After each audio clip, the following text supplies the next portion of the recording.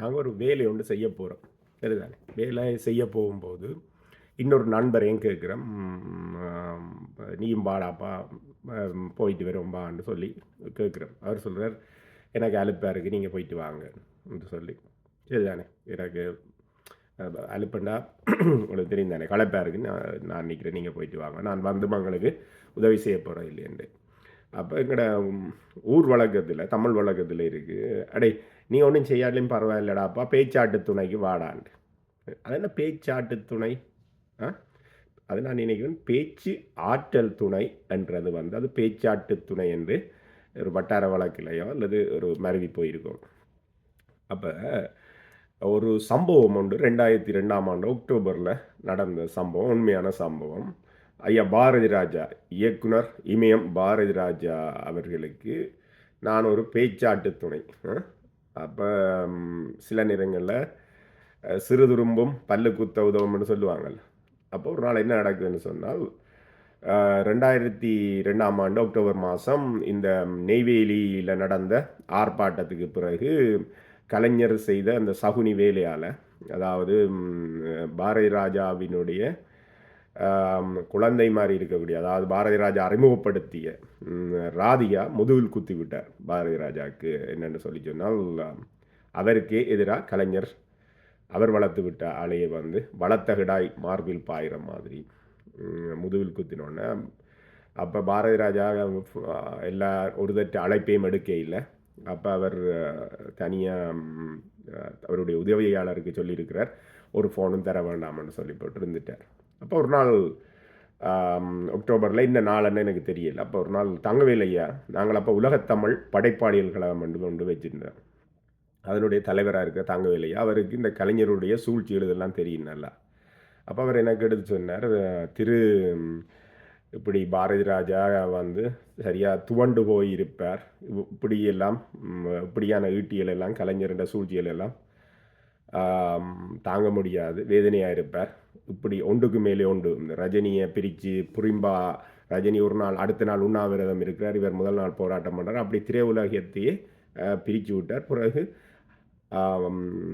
ஆரண்டு தெரியாமல் இருந்த ராதியாவுக்கு பாரதி ராஜா அறிமுகப்படுத்தாட்டிக்கு இன்னைக்கு இந்த நடிகை ராதியா ஆரண்டு தெரியாமல் போயிருக்கும். அப்படியான ஒரு ஆளை கொண்டு வந்து பாரதி ராஜாவுக்கு எதிராகவே வந்து முதுகில் உத்துற மாதிரி நீ யார் என்ற அளவுக்கு எல்லாம் செய்தவர். அப்போ நான் ஐயா சொன்னார், நீர்தானே மிரட்டுவீர். அது நான் மிரட்டுறதுண்டா, நான் நினைக்கிறேன் கவர்ச்சியாக பேசுகிறது. நீர்தானே மிரட்டுவீர், ஒரு பாரதி ராஜாட்ட எடுத்து பேசும், அவள் கொடுக்காட்டி நான் வெளிநாட்டில் இருந்து கதைக்கிறேன்னு இப்படி என்று சொல்லுமாண்டா. அப்போ எனக்கு முந்தி அவரோட நல்ல பழக்கம் இருந்தது. இங்கே 95ஆம் ஆண்டு கனடாவில் ஒரு மாநாடு நடந்தது, அப்போ இங்கே வந்திருந்தவர். அது இந்த தொடர்ச்சியாக இப்போ பல காலம் பழக்கம் இருந்தது. கருத்தம்மா படம் அப்படியான அந்த விஷயங்கள் எல்லாம் அதுக்கெல்லாம் நான் பேசியிருக்கும்போது, அப்போ எடுக்கும்போது இவர் சொன்னார், இல்லை அவர் யார்கிட்ட தொலைபேசி அழைப்பையும் வந்து தர வேணாம்னு சொல்லியிருக்கிறார். அப்போ நான் சொன்னேன், இல்லை நான் கனடாலேருந்து கதைக்கிறேன், உலகத்தமிழ் படைப்பாளிகள் கழகத்தினுடைய செயலாளர் கதைக்கிறேன் அப்படின்னு சொல்லி சொன்னோன்னே கொடுத்துட்டார். ஃபோனை அங்கே கொடுத்தோன்னே பாரதி ராஜா பேசினார். அவர்கிட்ட அந்த குரல் எனக்கு சரியான விருப்பம், ஒரு காந்த குரல், கம்பீர குரல் இருக்கும். சொல்லுங்கள் தம்பின்னா, அப்போ நான் சொன்னேன், இப்படி நான் கனடாலேருந்து கதைக்கிறேன், ஐயா அப்படி இருக்கிறீங்கன்னு சொல்லி சொன்னோன்னே, எப்படி இருக்கிறது உங்களுக்கு தெரியும் தானே எப்படின்னு சொல்லி போட்டு காய்ச்சி கொண்டு போகும்போது அவர் கொஞ்சம் இந்த பிரச்சனையால் ஒரு சரியான தெரியும் தானே, அதாவது முதுகில் ஊத்துறது தாங்க முடியாது.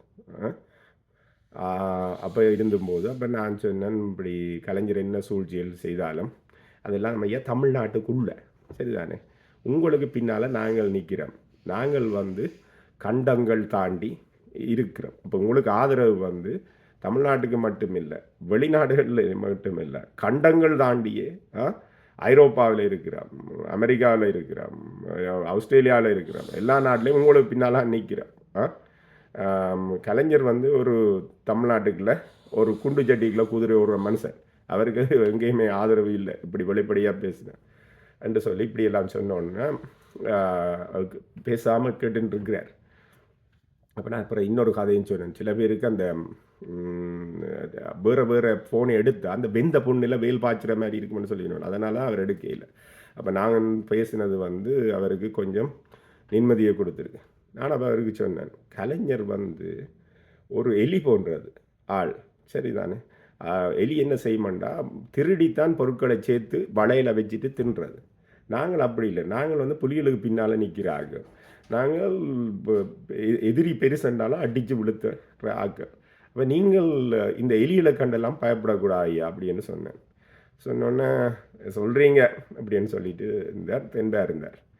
அடுத்து நான் பின்ன அதோட விடையில அப்புறம் நான் சொன்னேன் ஐயா ஃபோன் பண்ணுவாருன்னு சொல்லி தங்கவேலு ஐயாவையும் எடுத்து பேசிச்சேன். அப்புறம் அமெரிக்காவில் இருந்து எடுத்து பேசிச்சேன். லண்டனில் இருந்து பாரிஸில் இருந்து இப்படி எல்லாரையும் எங்களோட அமைப்பிலையும் உணர்வாளர்களையும் பேசிச்சேன் சொன்னோன்னே அடுத்த நாள் அறிக்கை வருது. பாரதி ராஜா முன் வைச்ச காலை பின் வைக்க மாட்டான், உலகத் தமிழர்கள் என் பக்கம் நிற்கிறார்கள் என்று சொல்லி. அப்போ அப்படி இந்த பேச்சு ஆற்றல் துணை என்றது வந்து ஒரு மனுஷன் வந்து உடல் ஆற்றல் இல்லாட்டிலும் அவனுடைய மனசாற்றலோ நாவாற்றலோ பேச்சாற்றல் துணை வந்து சில பேரை எழுப்பிவிடும், சில விஷயங்களை மாற்றும். அந்த விஷயத்தில் எங்களுக்கு பாரதி ராஜா ஒரு தமிழ்நாட்டினுடைய மனச்சாட்சியாக இருந்து போராடி கொண்டிருந்தவர். அதாவது காவிரி நதிநீரை வந்து தமிழ்நாட்டுக்கு கொண்டு வர்றதுக்கு அப்படி இருந்ததில் இது ஒரு வரலாற்று நிகழ்வு. அப்போ இந்த பேச்சாற்றல் துணை அந்த விஷயம் வந்து உங்களுக்கு இன்றைக்கி சொல்லியிருக்கிறேன். பறை திருவிழா ஜூன் 20 நடக்குது. இங்கேருந்து கிராமி என்று ஒரு டவுன்ஷிப்பில் இயற்கை ஒளியில் கொஞ்சம் இடத்துல மத்தியானம் 12:30க்கு தொடங்குது. தமிழீழ தேசிய கொடி ஏற்றத்தோடு தொடங்கி பின்னேரம் 6:30க்கு நிகழ்வு முடியுது. அதில் வந்து கும்மியில் இருந்து தமிழர்களுடைய பாரம்பரிய கலை, சாப்பாடு, பறையாட்டம், பறையாட்டி, 2:30 மணித்தியாலம் ஓய்வில்லாத இசை. அப்போ உங்களோட மனசில் இருக்கிற அவ்வளவு தொல்லைகளையும் மனக்கவலைகள் அது எல்லாத்தையும் வந்து களைஞ்சி எறியப்போகிறோம். வாங்கோ.